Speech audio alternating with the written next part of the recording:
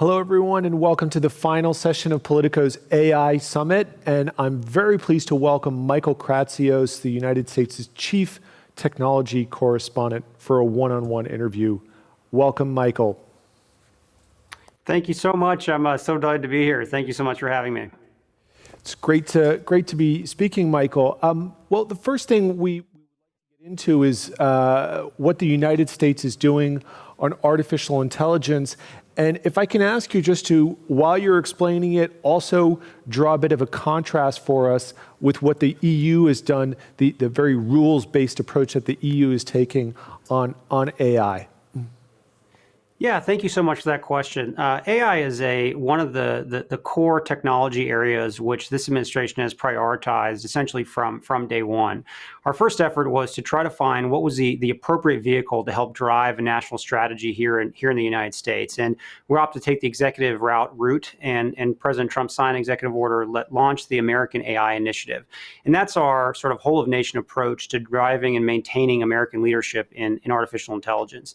And for us, I think what I would love to share is to sort of show that this particular initiative is one that really is able to tackle all the various facets of what it means to drive leadership in this domain. So it's not just about regulations, it's about much more than that. So the first line of effort associated with our strategy is around research and development leadership. The U.S.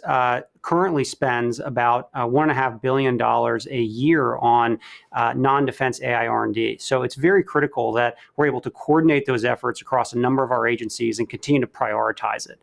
The second line of effort, which is sort of very familiar to a lot of folks in Europe, is this effort around regulations. And we believe that it's critical to actually try to find ways to encourage AI innovation using the various regulatory tools that we have. And we can get into that in a little bit, but generally speaking, we were first out of the gate in the world to actually put out AI regulatory principles in January. And I think that set a tone for the direction we want to go in ensuring that the U.S. is a home for the next great AI discoveries. The fourth pillar is around workforce. This is something that Europe thinks about a lot as well. But for us, it's about training the next generation of scientists and technologists who will be making AI discoveries. And not only that, but also retraining and reskilling Americans who actually need to use AI in all the jobs that they do.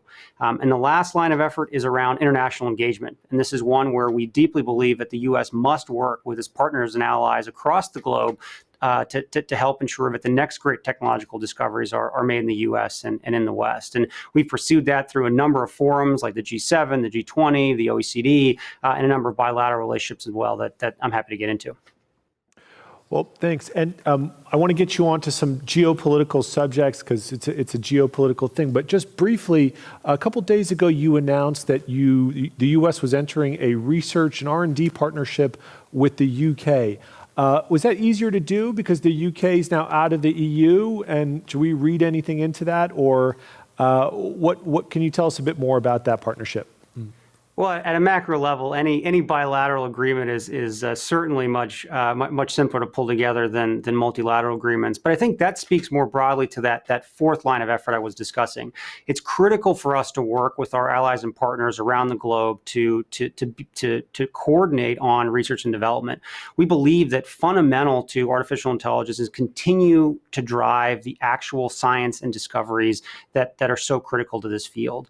And for us, we have done that through a number of international engagements. I think our first big engagement was actually at the OECD, where we went a couple years ago and made a decision to say the U.S. actually does want to engage in a multilateral setting to drive an agreement around principles for artificial intelligence. And through our work there, we're able to actually put out the first ever AI principles that governments agreed to in the world. From there, we kind of picked it up one step further and worked with our allies in France and Canada and other places around the world to launch the global partnership on artificial intelligence. And now we're continuing to look for opportunities to engage with our allies on critical S&T, including AI. And the UK is one of the leading countries in the world. It's the home of DeepMind and so many other great discoveries. And it's critical that we kind of share that research and development knowledge. Just earlier this week, I actually flew in from Greece last night. And there I was with Secretary Pompeo, where we signed a science and technology agreement with Greece. And that's another example where we're looking for like-minded partners around the world to help continue to drive these important discoveries. You just mentioned the global partnership on AI, and I wanted to ask you about that. That's a multilateral effort, and this administration has been better known for getting out of certain multilateral arrangements with the World Trade Organization or the Paris Climate Agreement. Why is the U.S. Leaning into this one and getting involved? What was the rationale there? Yeah, so we think very carefully about entering into new multilateral agreements, but we have as an administration when the topic and the time is right. If you think about the Prague principles around 5G, or you think about the Blue Dot Network about infrastructure, the same kind of goes with our effort at GPay. For many years, Canada and France were very keen on thinking about ways that countries could come together to work on these important issues around artificial intelligence. And credit to them, we worked closely together to bring it to a place that the U.S. could be very comfortable with. And I think the first and biggest change that we made over the course of our negotiations with all the other countries was ensuring that GPay was not a place where standard settings would be happening. This was actually, we wanted it to be a place that was not duplicative of existing work that was already happening at the OECD and was focused on sort of critical work that could be done to help inform policymakers who are actually making the decisions themselves, not be a policymaking organization on its own. And through great credit to my counterparts, Minister Baines and Cedric O from Canada, from France, I think we did a really great job of kind of coming to a place where we are today. And we're thrilled that we were able to launch this actually at the technology ministerial, G7 ministerial that we hosted here in the United States earlier this spring. One country that's not a part of the global partnership on AI is China. We saw in the last couple of weeks, some of the officials here in Brussels have voiced some concern about the way China is dealing with AI and dealing with certain surveillance practices. I wondered if does GPI represent a place where we're going to form an alliance that is potential of like-minded countries, and is that against China, or is it something that China could ultimately join in?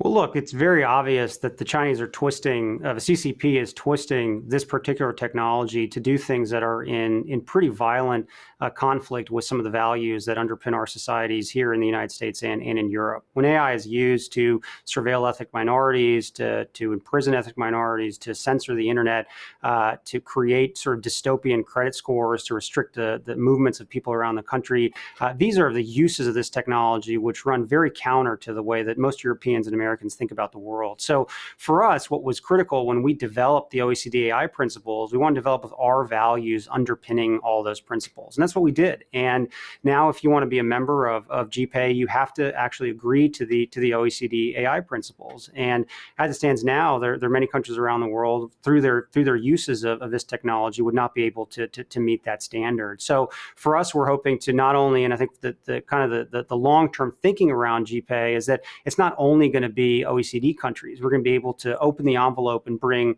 non-OECD countries into the fold and into the mix who share those values with us, and we can collectively build this important technology.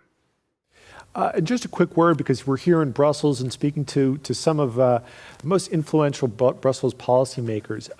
Do you think that the United States and the European Union can sort of come together? Is there room for a meeting of minds on what these principles are, and perhaps opposing them to some of the examples you just talked about?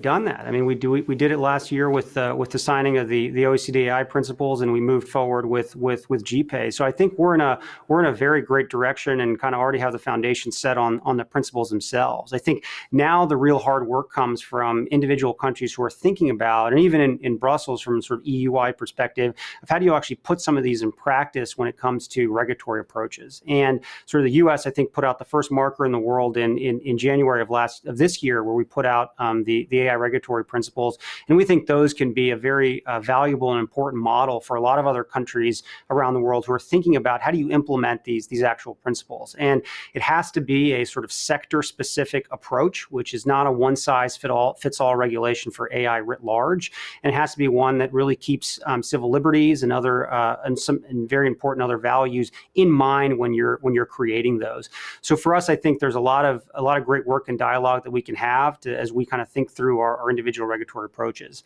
I think the second piece that we cannot ever let go and not think about is this continued focus on research and development. We cannot be the premier countries or nations around the world in driving AI if we don't continue to invest and focus on this particular technology. For us, I mean, we've taken big action in this particular front. The president last February announced that he will be doubling AI spending over the course of 2 years. So in our federal government, non-defense AI spending is going to go from $1 billion to $2 billion over 2 years. We're deeply committed to making sure that the next great technological discoveries relating to AI are done here in the United States. And we encourage all the leadership in Brussels. I know they're going through a tough time now trying to sort out the budget for the next few years, but it's important to not lose sight of this. We can move ahead with all the regulations we want, but that does not ensure in any way that these technologies are developed with our values unless we are investing in the critical R&D, which will shape the future. Right, and on the research partnerships, you've signed one with the UK. You just mentioned Greece. Are you working on other kind of bilateral research and development deals like that with maybe some countries in Europe? Look, we're always looking for ways to partner with our allies on this important domain and field. Whether it's artificial intelligence or quantum computing or some of the other priorities, we want to work with our allies to make sure that we're thinking about these together. We have a very robust and far-reaching innovation ecosystem here in the United States. We can always benefit from interactions with other great scientists, technologists around the globe. So that's something we'll be looking at very closely and something that we're very interested in pursuing. All right. And back onto the subject of China, we're talking about our values and our principles. I want to get you to react to something report that came out about China putting forward its own data security framework as a sort of alternative regulatory framework for dealing with big data. Now, how do you? What is your view of that action, and is that something that should invite a response from the United States or the West? Yeah, I think generally speaking, what we've seen over the last few years is the CCP is very much intended to and tried to respond to a lot of actions that we are taking to drive American leadership in this particular domain. We've prioritized research and development as they've been trying to catch up, and I think the same goes with our forward-looking and innovation-friendly approach to the way that we think about AI regulations. We put out our thoughts on this in January, and now we're seeing some action from the CCP on some of these other issues. So for us, I think it's not a surprise, but I think for our allies and partners, we need to continue to work together and drive as friends and allies in arm in arm towards solving some of these problems. And I think that's why places like the OECD and places like GPay are so critically important, because these are forums we can come together as like-minded partners and sort out through some of these issues. So we mentioned before that there were practices out there that we disagree with, or the United States disagree with in terms of surveillance and the use of AI, and the G20 has gone ahead and spelled out what its AI principles are. Do you anticipate that at the G20 there may be that those objections may be voiced in a clearer way? Do you see AI coming up as a subject in that forum, and some of those principles being recalled maybe in a more forceful way to countries that are flouting them? Well, look, I mean, this is something that administration officials kind of across the U.S. administration have been talking about and have been calling out the CCP. It starts in the top at Secretary Pompeo and goes down throughout our entire sort of foreign affairs group over at the State Department, and something that we've not shied away from. So whether it's at the G20 or anywhere else, I think this is a topic that we continue to want to push and make clear that this is not something that we're particularly comfortable with. But I think more importantly than ever before is we're creating alternative opportunities. And that is why the OECD AI track is so important. That's why GPay is so important. That's why these bilateral agreements with like-minded partners are so important, because that is how we can ensure that the next great discoveries are made here in the West. Thank you so much. Michael Kratsios, Chief Technology Officer for the United States. Thank you very much for dialing in, and hope to see you soon. We are going to, wraps up our summit, our second and third edition of the Politico's AI Summit. Thank you very much for watching over the past day. We've had some fascinating discussions. We had Margrethe Vestager up here reminding us that a ban on facial recognition is not off the table in the EU. We had some great discussions about the cultural differences in how we deal with AI and how to bridge them. We talked about ways of encoding and ways of fighting bias in AI and how to put that into laws and regulations. Right now, I want to welcome you, also thank you, and still invite you to connect with other people watching virtually. And I want to thank our partners, our global leading partner Qualcomm, our presenting partners Palantir and Philips, supporting organizations Orgalim, the OECD, the Future Society, France Digital, the German Research Center for AI, and the Swedish AI Council. I also like to thank the journalists, reporters, many on my team, for making this event possible and for coming up here and coming up with the content to fuel this great event. I also want to remind you that we have a lot of great, exciting virtual events coming up before the end of the summer, before the end of this year, including securing critical infrastructure on October 15th. A lot of hot button topics in that one. And also do check out the US version of this summit, the US AI Summit, which will take place virtually on October 15th. Visit politico.com for more information on that. And of course, find us back here for our next Politico AI Summit in Brussels, which will take place in 2021 on May 30th and June 1st. Thank you so much. See you next year.